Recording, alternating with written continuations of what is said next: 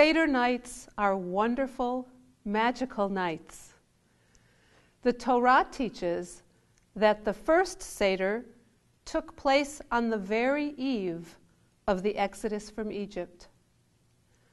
Leil Shimurim Hu, it was a watched night, filled with fear and anticipation.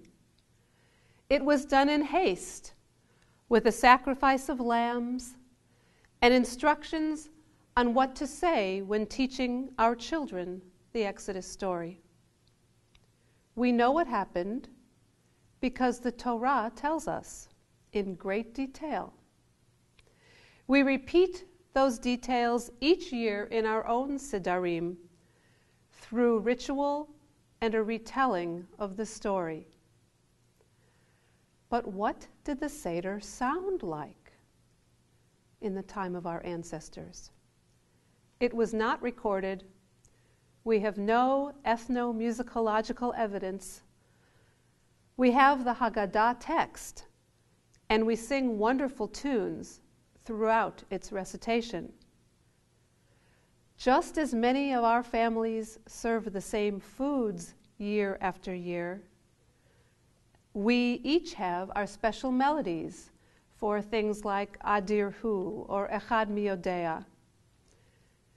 We do have printed Haggadot with some musical notations from as early as the mid-1600s. And we know of melodies for Eliyahu HaNavi that date back to the 11th century. But what of the bulk of the Haggadah text? I have memories of my grandfather chanting the entire Haggadah. No one was listening to him most of the time. We kids were running around, and my mother and my aunts were in the kitchen. But I do remember his monotone, trance-like chant. Some of us retain a slightly more melodic version of that chant in this traditional Manishtana melody. Manishtana halayla hazeh mikol halelot shebechol halelot anu ochlin chametz umatzah halayla hazeh kulo matzah. This melody is called a Lernen-Steiger and is still used in some yeshiva training. The Lernen-Steiger is heard throughout the Haggadah, especially for passages that come from the traditional texts, and Manishtana is taken directly from the Mishnah.